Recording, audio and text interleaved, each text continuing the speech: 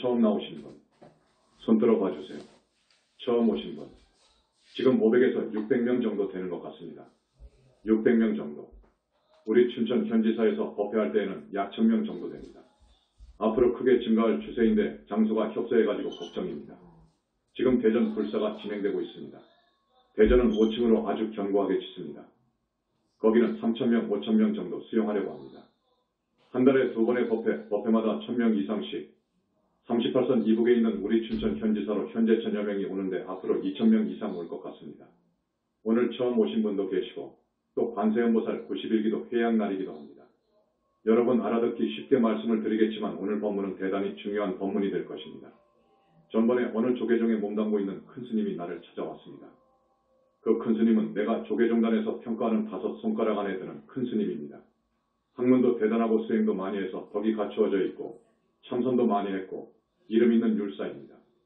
그 스님이 나한테 찾아와가지고 몇 가지 질문을 했습니다. 그 질문을 중심으로 해서 내가 그 스님한테 법문한 내용을 여러분한테 쉽게 말씀을 드리겠습니다. 내가 쓴 21세기 붓다의 메시지본에 강조하고 자세하게 이야기를 했지만 지금 어느 나라 불교이든 세계 불교는 특히 한국 불교는 대단히 안타깝게도 부처님 가신 지 3000년이 되는데 큰 핵이 빠져버렸습니다. 여러분 그걸 알아야 됩니다. 내가 지금 100회 가까이 법문을 하고 우리 현지사에서 나온 책이 10권, 20권 됩니다. 이것을 많이 정독을 하신 분들은 아실 거예요. 지금 큰 스님께서 무슨 말씀을 하시겠구나 하는 것을 아십니다. 너무도 중대한 말이기 때문에 다시 해드립니다.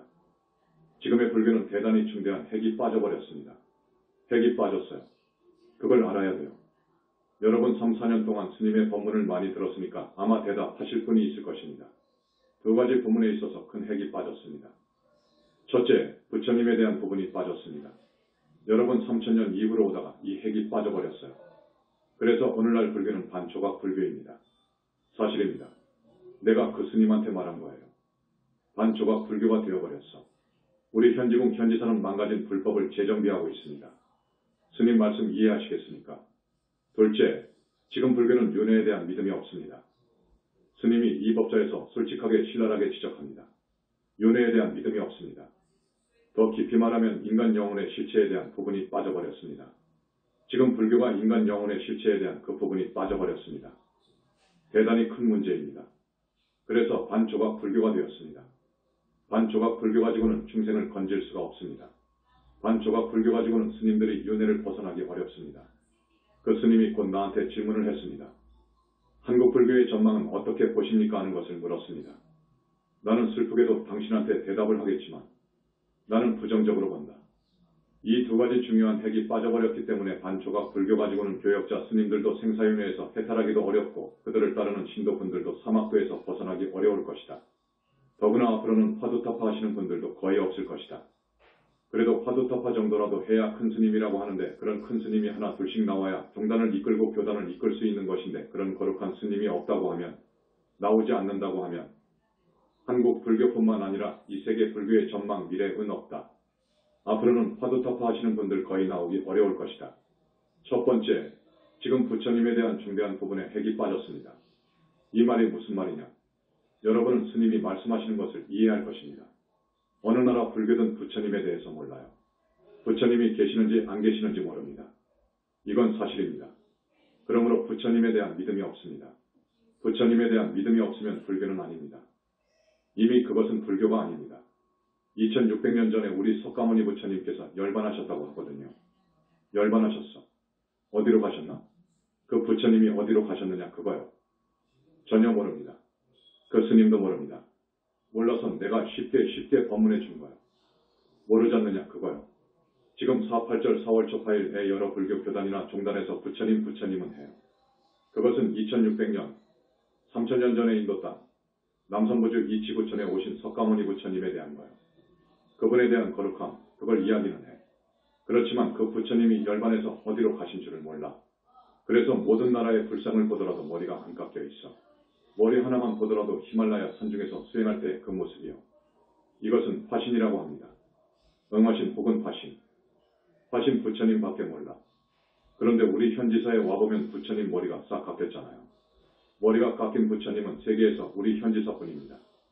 부처님이 된다는 많은 불과를 증한다고 그래요. 불과를 징해서 많은 중생을 교화하다가 갈 시간이 되면 명이 되면 가십니다. 절대로 미리 안 가게 되어 있습니다. 갈 때 당에서 잠자듯 바람같이 가는 거예요. 어디로 가느냐? 부처님 이후 지금까지 인간 영혼의 실체에 대해서 몰라버렸기 때문에 가는 것을 몰랐습니다. 여러분들은 내 책에서 영혼체 이야기를 많이 봤을 거예요. 그것을 모르기 때문에 공으로 회귀했다. 본처로 환지했다라고 말해요. 몰라. 공으로 돌아가 버렸다. 정멸로 돌아가 버렸다. 이렇게 말할 뿐 그 이상 모릅니다. 그러면 공, 정멸로 돌아가 버렸다고 해버리면 이제 완전히 식이 없어져 버려. 의식, 심의식이 없어져 버린 공으로 개합해버리면 그 부처님은 이제 완전히 공이 되어버렸어. 공이 되어버렸다면 다음에 다시 중생을 건지기 위해서 부처님도 사바세계 이 지구촌에 오시는데 오실 수가 없는 거예요. 공으로 되어 주체가 없어져 버렸는데 어떻게 옵니까? 모르시지. 그러나 가끔 온단 말이에요.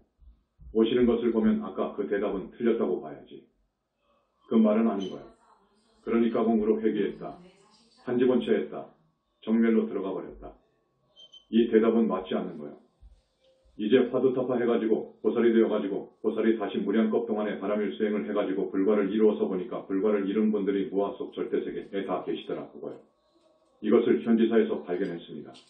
무아 속 절대세계에 여유히 계시더라. 그런데 얼굴이나 몸이나 모든 것은 이 인간 세상에서의 최고 미남인 미스터 유니버스, 최고의 미녀인 미스 유니버스 같은 사람하고는 비교할 수가 없더라. 여러분도 다 예쁘지만 하늘만 가도 하늘 사람은 여러분보다도 훨씬 예쁩니다.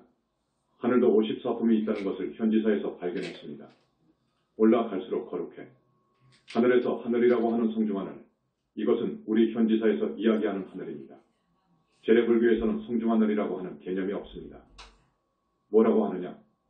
새끼 무새끼 하늘 이렇게 이야기합니다. 새끼 하늘, 무새끼 하늘 이렇게 이야기하지 성중하늘이라고 하지 않습니다. 그 표현은 절반 정도는 맞더라 그거지. 바른 표현은 성중하늘이 맞더라. 성중하늘도 27품이 있더라. 거기를 벗어나면 윤회를 벗어나는, 해탈신을 얻는, 생사전생 윤회전생 뭘 마음대로 할 수 있는 아라한이 되더라. 윤회를 벗어나버린 아라한 하늘이 있더라. 아라한 하늘에서도 더 공부를 많이 하고 공덕을 더 많이 쌓고 하면 그 위에 하늘이 있다. 그 하늘에서도 더 들어가면 서방정토 극락세계가 있더라. 우리 부처님은 서방정토 극락세계에서도 더 높은 하늘, 약사궁이라고 합니다. 약사 부처님이 계시는 정토 정유리 세계 정토도 27품이 있더라. 그것을 넘어가니까 무아 속 절대세계라고 하는 부처님 세계가 있더라. 그 올라갈수록 얼굴도 장엄하고 예쁘고 더 청정하고 더 밝고 더 맑고 언설로 표현할 수 없을 정도입니다. 이것을 32산 80정호라고 그래. 32산 80정호를 갖춘 부처님들이 무아 속 절대세계에 모두 다 계시더라. 우리 석가모니 부처님께서는 나유타하고 아승직업 전에 법화경을 보면 상상할 수 없는 무량겁 전에 불과를 이루셨는데 무아 속 절대세계에 계시는 우리 부처님은 그 많은 세월이 흘렀음에도 얼굴 피부가 여기 남선부주로 보면 20대 그 생김새 눈 깊음으로 봐서 50대 후반 정도의 거룩하고 무게 있고 인격이 완전히 다듬어진 아주 젊은 젊음은 20대이고 모습으로 계시더라. 미래지가 다 하도록 항상 그렇게 계신다. 왜냐? 거기는 완전히 무량광 빛의 세계이기 때문에 이 몸뚱이는 무량광으로 이루어져 있습니다. 무량광 업종광이라고 하는 법화경이나 화엄경에서는 무량광을 달리 표현한다고 했지요. 나유타하고도 천억가지의 빛깔, 천억가지의 빛깔의 광명 이런 식으로 표현을 했는데 그 말이 업종광명이라 그 말이에요. 빛이 억이나 돼. 7색깔의 무지개 색도 아니고 5색깔이 아니요. 저기 태화를 잘 그리는 화공들이 있지요. 그들에게 부처님 후광은 몇 가지 색이냐라고 물으면 아마 5가지요 라고 대답할 거예요. 지금 5가지 색으로 나오지요. 이건 아니요. 5가지 색이 아니라 업종으로 되어 있다 그 말이요. 업종의 빛으로 되어 있단 말이에요. 그래서 업종광명이라 하는 거예요. 그런데 서로 다른 5가지 색깔이 100가지 종류나 된다 그래요. 무량광이라는 것이 그런 희유한 빛이요. 몸이 그런 희유한 빛으로 이루어져 있더라 그 말이요. 얼굴은 그렇게 잘생겼더라. 능력은 어떠하냐? 능력은 필설로 다 그릴 수가 없어. 그래서 나는 우주적인 능력을 부여하신다 이런 말을 하지요. 여러분, 자연의 힘, 자연의 위력이 얼마나 무섭습니까? 그런 자연을 포용한 우주의 힘을 지니고 계시더라 그거요. 부처님은 우주적인 힘을 지니고 계시더라 그거요. 내가 우주적이라는 말을 많이 쓰는데 지금까지 우주적인 부처님의 소식이 쏙 빠져버렸어. 스님들조차도 부처님이 계시는지 안 계시는지도 몰라. 나를 찾아온 그 큰 스님한테 내가 물어보니까 대답을 못해. 내가 그걸 다 아는데 뭐. 대답 못해. 그러면서 자비와 지혜와 복덕이 완전히 갖추어져 있더라. 참 기막힐 일이지요. 이런 부처님의 존재를 지금까지 몰랐습니다. 경전에 특히 법화경이나 화엄경에 부처님의 경지를 많이 설명해 놓았지만 그걸 봐가지고는 모릅니다. 그래서 현지사에서는 많은 부분을 내 책에다가 이야기를 하고 그랬지요. 그러니까 부처님이 얼마만큼 거룩한지, 어떻게 해서 부처님이 되었는지 그 과정을 들어보면 눈물 없이는 들을 수가 없어. 너무너무도 고생을 하시고 갖고 수행을 했어. 중생을 위해서 내 몸을 던진 적이 한두 번이 아니요. 그러한 전생담, 본생경이라고 하지요. 본생경을 보면 많은 부처님이 부처님 될 때까지 어떨 때에는 사슴으로도 오고 말로도 오고 배로도 오고 한 그 기록을 해놓은 거예요. 그렇게 해서 부처님이 된 거예요. 그런데 그 부처님에 대한 믿음, 부처님에 대한 부분이 쏙 빠져버린 현재의 불교, 그래서 나는 망가진 불법이라고 합니다. 망가진 불법을 현지궁에서는 재정비한다. 재정비, 복원해야 되겠어. 그래야 이제 완전한 정법이 되고 완전한 불법이 되어요. 이 두 부분, 이 핵이 빠져버렸기 때문에 불자들은 수행하는 수행승들을 포함해서 율계율이 없어. 참 불행한 일이지요. 적당하게 살아. 이 부분에 대해서는 내가 후연 설명을 하지 않겠습니다. 여러분이 나보다 더 잘 알 거예요. 수행승에게 율이 없어. 수행승에게는 율이 생명이요. 율 중에서도 음계가 생명이요. 그 다음에 살생계가 생명이요. 쭉 몇 배까지 나가지요. 우리 108참여는 항상 그걸 가지고 참여하십시오. 율이 없으면 수행승은 이미 수행승이 아닙니다. 그래서 바라이라고 하는 거예요. 바라이라는 것은 목을 벤다 단도한다 그거예요. 사람 목을 베어버리면 죽어버리지. 수행승들은 음계를 파하면 그건 이미 수행승이 아니다. 그러면서 지엄하신 우리 부처님께서는 견성을 했다 하더라도 화두타파를 했다 하더라도 더 나아가서 아라한이 되었다 하더라도 율을 한 번이라도 파하면 지옥행이다. 라고 말씀하십니다. 이렇게 무서운 거요. 그러니까 이정법에서는 진정한 불교에서는 율을 대단히 숭상합니다. 우리 수행승들에게는 이 율이 생명입니다. 우리 현지사 보세요. 춘천을 가보면 얼마나 청정합니까? 스님들이 우유 요구르트 꿀 안 먹습니다. 안 먹어. 그렇게 수행하는 곳은 아마 지구촌 어디를 가봐도 드물 거예요. 그 다음 두 가지 큰 핵에 대해서는 스님이 가끔 이야기를 하기로 하고 지금 우리 현지사에서 많은 것을 발견해서 부처님 이후로 처음 세상에 내놨습니다. 여러분들에게 쉬운 말로 이해하기 쉽게 말씀해 드리겠습니다. 역사 이후 지금까지 지식인들을 포함해서 많은 사람들이 귀신이 있다 없다를 논쟁합니다. 그렇지요. 어떤 사람한테 들으면 귀신이 있다고 하고 또 어떤 사람한테 들으면 없다고 하는 등 논쟁을 합니다. 확실히 대답한 분이 없습니다. 지금까지 확신을 가지고 확실히 사자후한 분이 없었다 그거요. 자, 그런데 우리 현지사에서는 귀신이 있다고 합니다. 귀신이 있다. 귀신이라는 것이 무엇이냐? 우리가 명이다에서 이 몸뚱이를 벗고 나갈 때 죽을 때 완전히 끝나버리는 것이 아니고 서양 사람, 기독교인 등 누구나 죽으면 이 몸속에서 한평생 사는 놈이 나와요. 한평생 주인이 되어가지고 사는 놈이 있어. 그것이 빠져버리면 송장이 되어버리는데 눈이 달렸어도 못 봐. 어디 봅니까? 귀가 달렸어도 못 들어. 문제는 이 몸속에서 한평생 주인이 되어서 사는 생명체. 이게 나와버리면 이 몸뚱이는 불에 넣어도 물속에 넣어도 몰라. 이 나오는 놈, 이놈이 우리 생명체이래요. 이것을 영혼체라고 그래. 나는 줄여서 영체라고 처음 말했습니다. 영혼체가 있어. 그것을 발견했어. 이 영혼체를 이야기 곳은 밀교나 힌두교에서 조금 알 뿐 그 외에 어느 불교에도 없어. 그런데 이 영혼체가 참 미묘해. 네 가지로 겹쳐져 있어. 영혼체의 몸뚱이가 4개요. 이걸 발견했어. 이것까지 발견했어. 힌두교나 밀교에서는 3개로 나와 있을 겁니다. 아닙니다. 4개로 되어 있습니다. 그런데 사람이 비명에 죽는 경우가 있습니다. 객사 죽음, 자살, 타살, 어떤 사고사, 아주 무서운 병을 앓다가 죽는 경우 등은 명부로 못 들어간다는 것을 여러분 잘 아시죠? 우리 현지사 신도분들은 아주 박사이시지.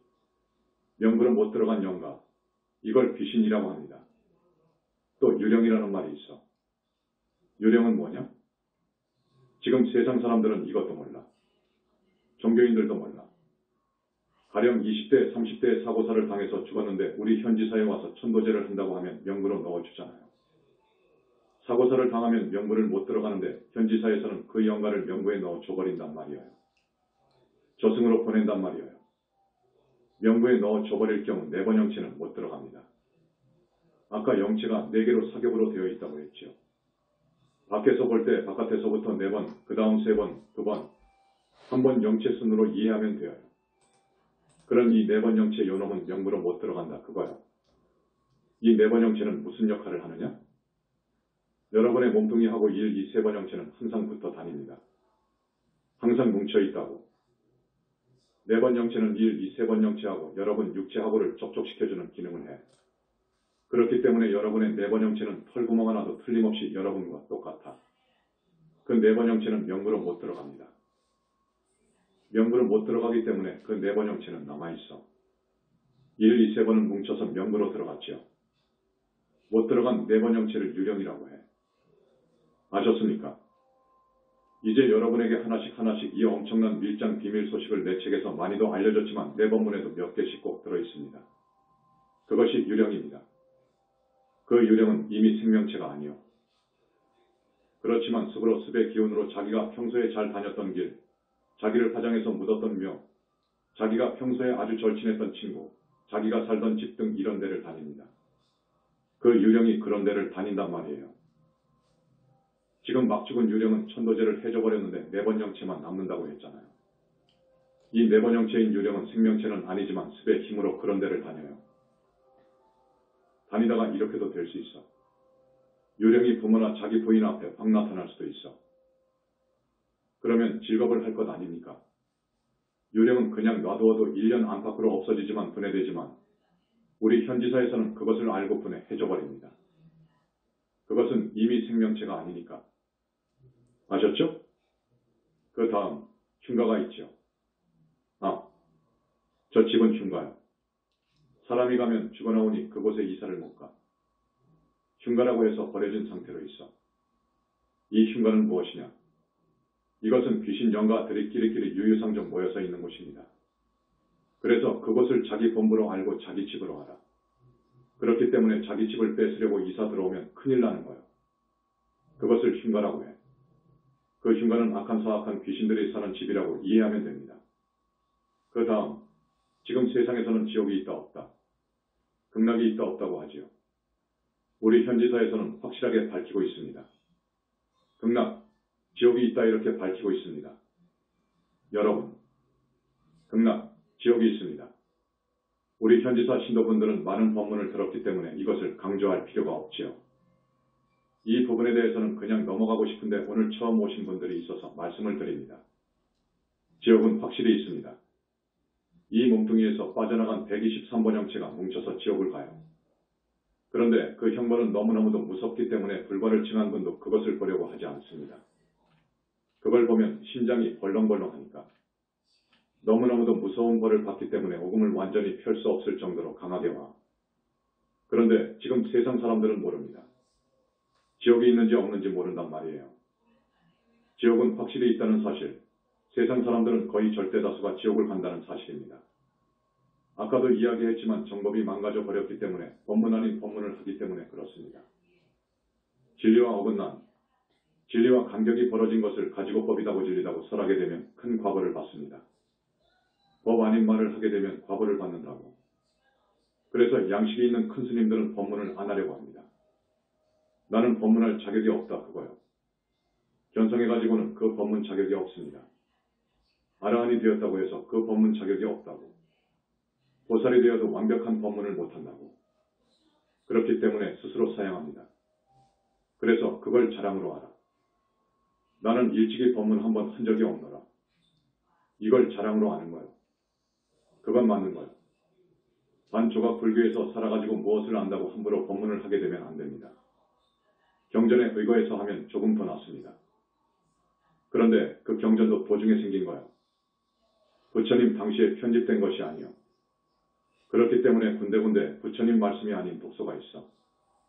아닌 것이 있어. 법화경도 한 품이 부처님 말씀 아니요. 사마외도설, 사마설이 있어. 그렇기 때문에 법안인 법문을 설하게 되면 무서운 과거가 옵니다. 지옥 가는 것은 물론이고 사람 몸을 받아 오더라도 벙어리가 되거나 뇌성마비가 되거나 지체부자유가 되는 거야. 나를 찾아온 그 스님한테 이러한 말도 했습니다. 그 말도 했습니다. 아무 말하지 않고 듣지요. 무슨 마음에 범민이 있으면 무간지옥이고 범민 번뇌, 근심 걱정 이 없는 그 자리가 극락이다라고 이런 말을 하는데 그건 무서운 말이요. 거기서 더 나아가서 실제로 극락을 보고 더 나아가서 지옥을 본 후에 법문을 해야 되는데 그렇지 못하고서 법문을 하면 안 돼. 그런 큰일 날 말은 없는 거야. 그 다음 기독교나 천주교에서 교역자들이 우리 불교를 갖다가 헐뜯는 말 중에 하나가 사람이 죽어서 짐승도 되고 사람이 죽어서 저 지옥을 가고 저 지옥에서 또 짐승도 된다고 아주 웃으면서 박장대소 하면서 이야기를 해. 이건 무슨 말이냐? 이건 큰일 날 대망하여. 이것은 불법법을 능멸하는 말이요. 짐승도 돼. 여러분 지옥 안 가고 짐승 세계에 안 떨어져야 돼. 그러려면 반조각 불교 갖고는 안 돼. 반조각 불교 갖고는 교화할 수가 없어.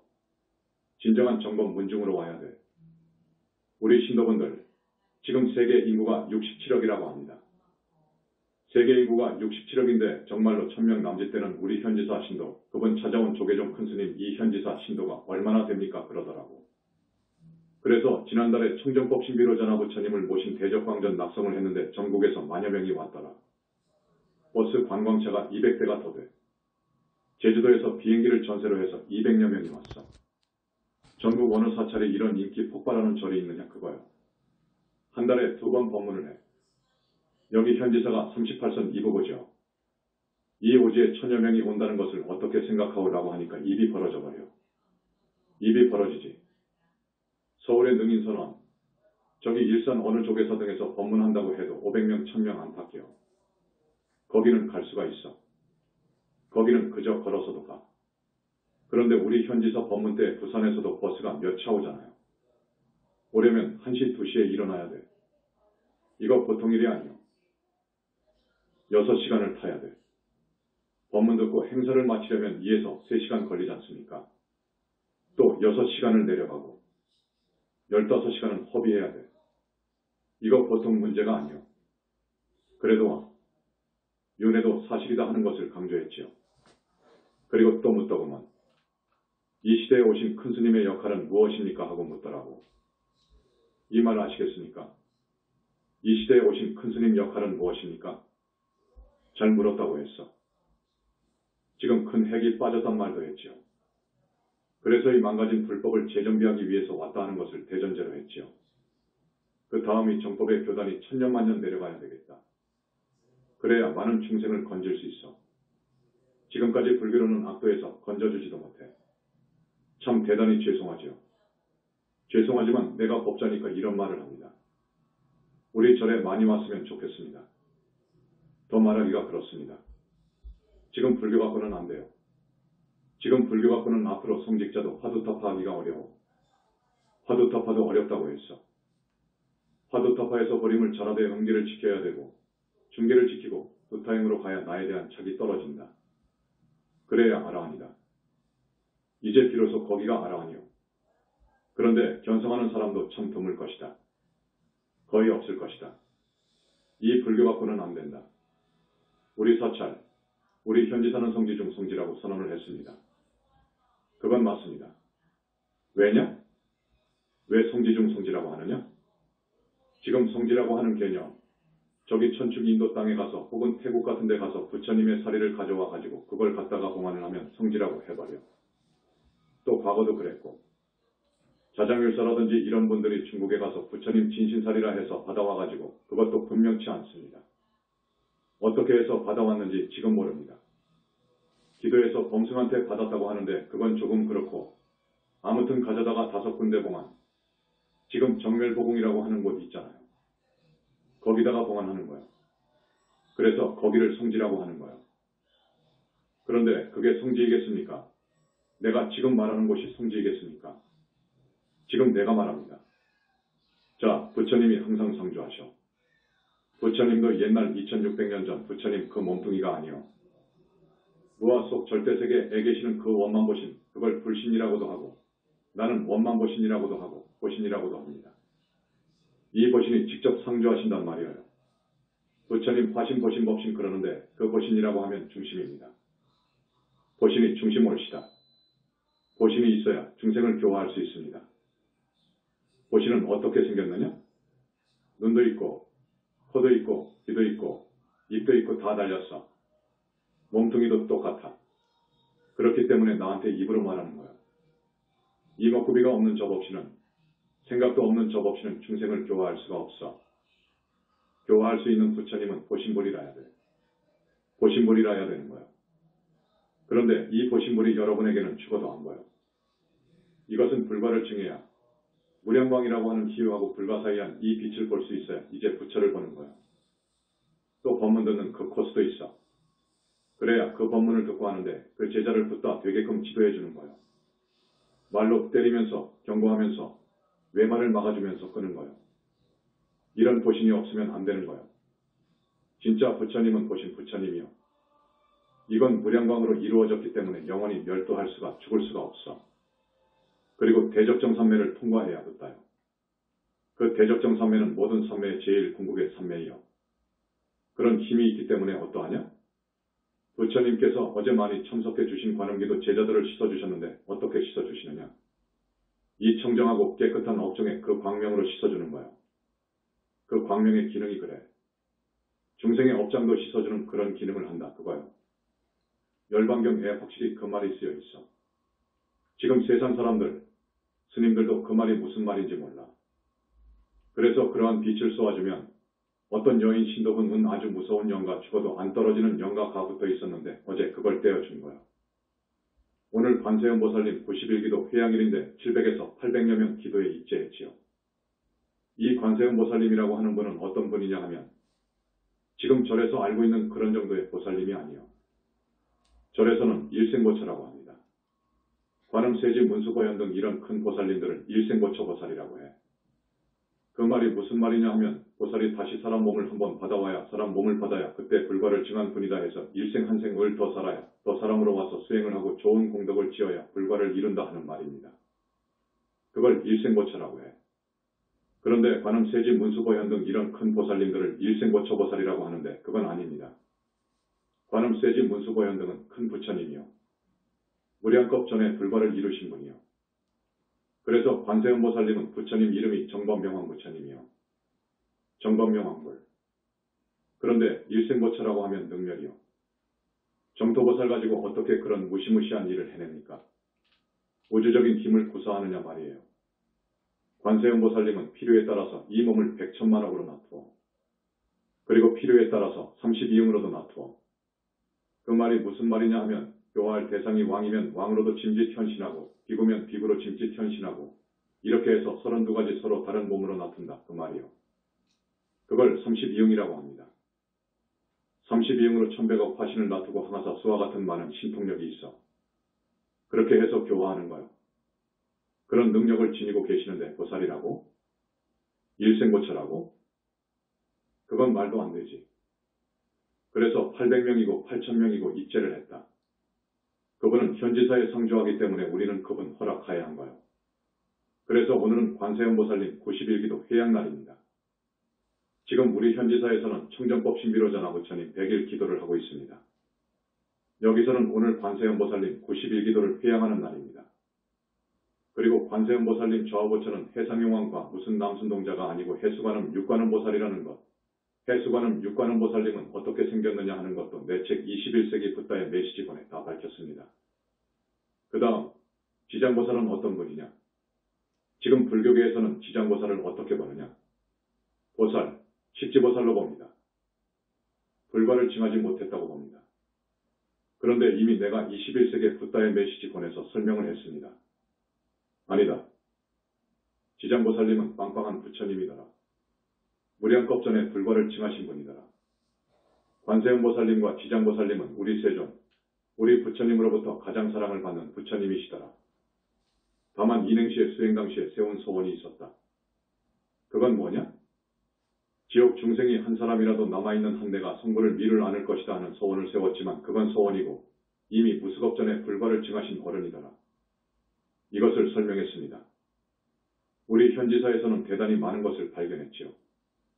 대단히 많은 것을 발견했는데 이러한 소식을 띄워주면서 법문을 하니까 3년 전 나의 TV 법문을 신랄하게 마구 비판한 사람들이 있어. 그러니까 반초가 불교에서 비판해. 생전 들어보지도 못한 말을 하거든. 그러니까 접근법도 아니다. 진리도 아니다 그거요. 사실이 아니다고 했습니다. 뭐 묻은 개가 뭐 묻은 개를 뭐 한다는 말이 있습니다. 자, 두 눈을 가진 두 눈이 달린 원숭이가 사람들 틈에 끼어가지고 배를 타고 항해를 했습니다. 무슨 목적이 있어서 배를 타고 어디 먼 데를 항해 중이었어. 도중에 폭풍우를 만나서 그 배가 그만 전복이 되어 사람들이 다 죽어버렸어. 사람들은 다 죽어버렸는데 공교롭게도 이 원숭이 한 마리만 살아남았어요. 그 살아남은 원숭이가 어느 섬에 당도했습니다. 그 섬은 원숭이들이 사는 섬인데 그 섬의 원숭이들은 눈이 하나만 달려있어. 눈이 하나 달린 원숭이를 만났단 말이요. 만나니까 눈 하나 달린 원숭이들이 너는 어떻게 병신이냐 그거요. 여기 봐라. 전부 눈이 하나인데 너는 왜 둘 달렸느냐 그거요. 너는 병신이다 그거요. 너는 우리하고 같이 살 수가 없어. 보기도 싫으니까 살 수가 없어. 그러니까 두 눈 달린 원숭이가 아니다. 우리가 사는 데는 눈이 둘이다. 눈이 둘이 맞다고 아무리 강변을 하고 힘주어서 말을 하고 싸워도 이거 안 통해. 너는 병신이다 그거요. 너는 사기꾼이다 그거요. 그러니까 할 수 없이 그 두 눈 달린 원숭이가 이제 거기에 살아야 되니까 막대기를 갖고 눈 한쪽을 쑤셔버렸어. 그러니까 눈이 하나가 되었죠. 그러니까 눈이 하나 달린 원숭이들이 이제 되었다 그거요. 너는 이제 되었어. 이제 비로소 너는 되었어. 이게 경전에 있는 이야기입니다. 우리 현지궁 현지사 이 법은 우리 부처님이 인증을 몇 번 하십니다. 강조합니다. 너희들은 지금 죽어도 이 정법에 씨앗인 21세기 붓다의 메시지권을 냈으니까 이 정법을 세상에 내놨으니까 망가진 불법의 시간이 흐를수록 정비가 될 것이다. 또 내 말에는 조금도 하자가 없습니다. 지금 시간이 좀 지났습니다. 재미있는 이야기가 많지만 오늘만 날이 아니니까 다음에 계속 법문해 드리도록 하겠습니다. 자, 스님이 너무도 중요한 법문이기 때문에 오늘 다시 한번 강조합니다. 지금까지의 불교는 큰 핵이 빠졌다. 부처님에 대한 부분도 빠졌고 영혼의 실체, 인간 영혼의 실체에 대해서 서구 지성인들이 지금 몹시도 알려고 하지만 과학과 철학으로 몹시 파고 들어갔지만 답을 얻을 수가 없어.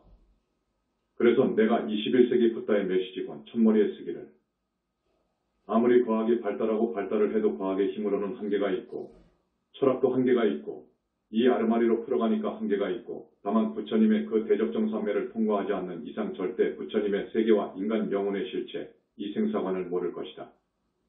그 스님하고 이야기한 것이 많습니다. 많은데 이 다음에 이야기하기로 하고 여러분은 대단히 복이 많은 줄 아시오. 왜냐? 의심을 하고 따라와도 하늘은 갈 겁니다. 왜 그러느냐? 이유가 있습니다. 이유가 있어요. 부처님께서 항상 여기에 현신하시고 상조하시면서 현지사의 크나큰 행사나 기도, 법문할 때는 여러분이 헤아릴 수 없는 불가사의한 그 당신의 청정한 빛으로 여러분을 씻어줍니다. 업이 씻겨나가야 됩니다. 업이 씻겨나가야 되고 소멸이 되어야 여러분들이 잘 살고 여러분들의 소망이 이루어지고 여러분이 악도에 안 가고 그럽니다. 그래서 아마 의심을 하면서 따라와도 우리 현지사 신도분들은 하늘에 날 것이다. 오는 음력시 2월 15일에 전번의 영적인 작업, 큰 영체작업, 보살로서의 영체작업이 끝난 우리 보광스님에 대한 인가가 나옵니다. 그리고 전번에 그 법문은 다음에 하겠습니다. 아까도 말씀했지만 이렇게 많이 오니까 걱정이 됩니다. 지금 대단히 걱정이 되는데 저기 대전 불사가 여러 가지 사정으로 늦어지고 있습니다. 그러나 내년, 이제 보름 있으면 내년이지만 명년에 끝납니다. 법문은 주로 본사하고 대전에서 할 것입니다. 여기는 그동안에도 이렇게 많이 오기 때문에 어떻게 수용을 할 수가 없어서 대단히 미안합니다. 하지만 여러분, 내 그동안 4년 동안 왜 법문이 책으로 그렇게 많이 나오고 테이프가 그때 나오니까 들어보십시오. 어디에 하자가 있는지를 들어보십시오. 팔만대장경의 근거에서도 한번 검토해보세요. 하자가 없을 것입니다. 그러니까 이 정법을 듣고 우리 정법 가족이 되고 그래야 됩니다. 우리 스님들 간에 우리 현지사 신도분들은 극성이다라고 그럽니다. 그 말은 무슨 말이냐? 이미 차원이 저런 신도들하고 스님들하고 달라. 영적인, 영혼체의 아름답고 깨끗한 것도 다른 신도, 다른 절, 스님보다도 훨씬 위입니다, 여러분. 그러니까 여러분 친구, 이웃, 또 다른 종교를 믿는 그 불쌍한 사람들을 한 사람이라도 더 모시고 오시기를 부탁드립니다. 마지막으로 정근을 좀 하겠습니다. 나무 영산불멸 수상존 시아본사 구원실성 석가모니불 천상천하무협을 시방세계 영무비 세간소유화진견 일체무유협을 짜 고아일신 김영정매